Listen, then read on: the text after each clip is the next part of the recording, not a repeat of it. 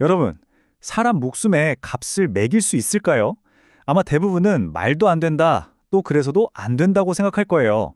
근데요, 경제학, 특히 여러분이 지금 준비하는 이 노무사 시험의 노동경제학에서는요, 이 질문에 꼭 답을 해야만 합니다. 안녕하세요, 경제학 장 박사입니다. 오늘 이 골치 아픈 주제, 생명의 가치를 우리 한번 같이 제대로 정복해 봅시다. 교수님, 오늘 주제가 생명의 가치라고 해서 솔직히 좀 무섭기도 하고요. 아니, 어떻게 사람 목숨의 가격을 매겨요? 이게 경제학적으로 설명이 되는 건가요? 와, 정말 좋은 질문이에요. 바로 그 부분이 많은 수험생들이 딱 헷갈려하는 지점이거든요. 하지만 걱정 붙들어 매세요. 오늘 이 주제 제가 완벽하게 이해시켜 드릴게요. 그래서 시험장에서 혹시나 예상치 못한 불에타 문제로 나와도 그냥 웃으면서 풀 수 있는 여러분만의 강력한 무기로 만들어 드리겠습니다. 자, 오늘 우리가 함께 갈 길입니다. 먼저 이 주제가 시험에서 대체 왜 중요한지 짚어보고 위험의 가격이라는 개념부터 하나하나 밟아 올라갈 거예요. 그리고 실제로 생명의 가치를 한번 계산도 해볼 거고요.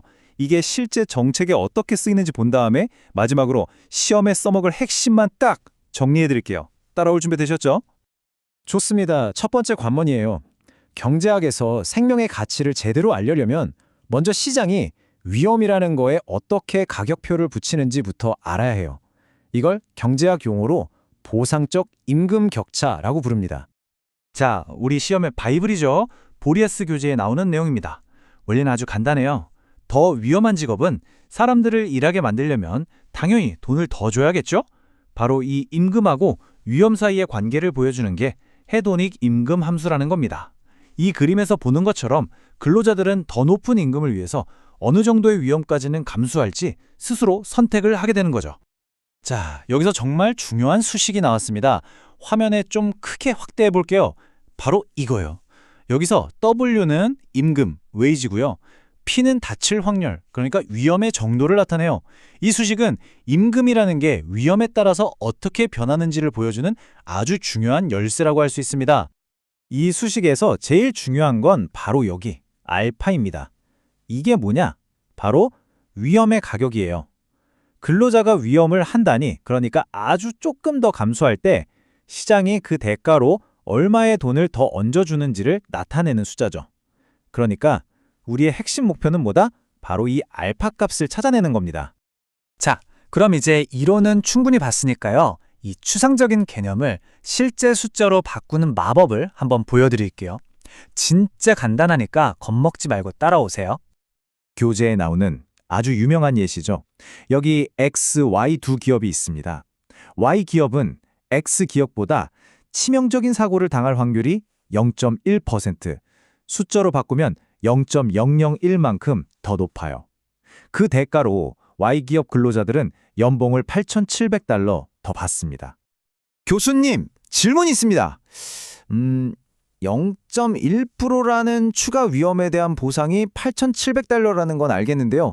근데 이 돈이 어떻게 한 사람의 목숨값으로 바로 연결되는 건지 그게 아직 좀 헷갈립니다.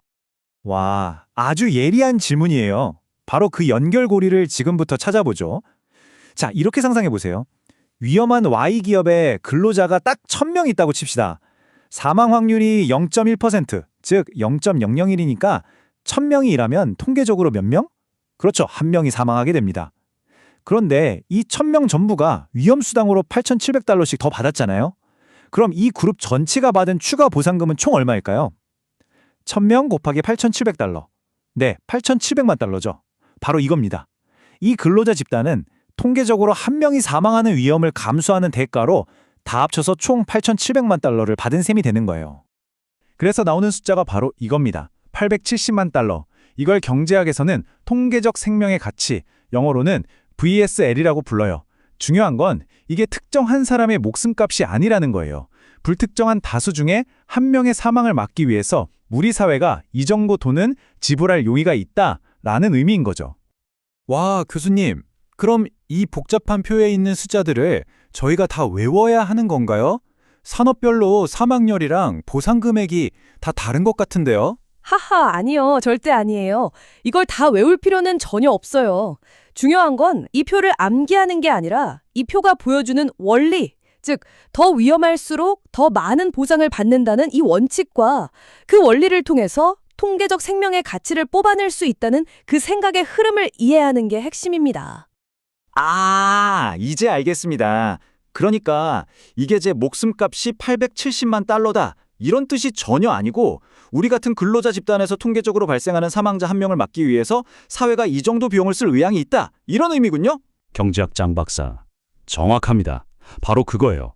통계적이라는 단어의 의미를 이제 완벽하게 이해했네요. 아주 훌륭합니다. 자, 그럼 이 개념이 그냥 책상 위에서만 노는 이론일까요? 절대 아니죠. 실제로 국가의 아주 중요한 정책을 결정할 때 이게 어떻게 사용되는지 한번 봅시다. 1987년 미국 정부의 고민입니다. 고속도로 제한 속도를 올리면 사람들이 목적지에 더 빨리 도착하니까 시간을 아낄 수 있죠. 그 아낀 시간은 분명 경제적 가치가 있어요. 하지만 동시에 속도를 올리면 교통사고 사망자도 늘어나는 딜레마에 빠지게 되는 거죠. 바로 이럴 때 우리가 배운 통계적 생명의 가치가 딱 등판하는 겁니다. 정책을 만드는 사람들은 속도를 올려서 얻는 시간 절약의 경제적 이익과 그로 인해 늘어나는 사망자 수의 VSL을 곱한 값, 즉 생명 손실의 사회적 비용을 저울질하는 거예요. 이 VSL이라는 도구가 없었다면 이렇게 어려운 결정을 내릴 객관적인 기준을 만들기가 정말 힘들었을 겁니다. 자, 이제 마무리할 시간입니다. 오늘 배운 내용 생각보다 어렵지 않죠?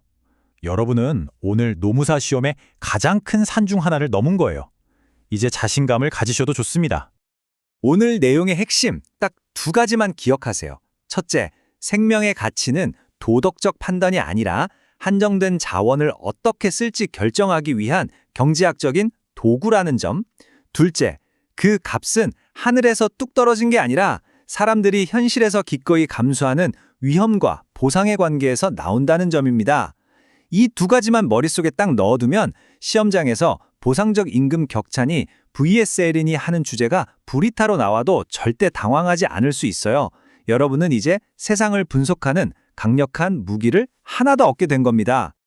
마지막으로 질문 하나 던지면서 마무리할게요. 오늘 배운 이 통계적 생명의 가치라는 개념, 이걸 꼭 시험 공부로만 생각하지 마시고 여러분 일생에서 마주하는 크고 작은 선택들에 한번 적용해보면 어떨까요? 아마 세상을 보는 눈이 훨씬 더 넓어질 겁니다. 모두 수고 많으셨습니다.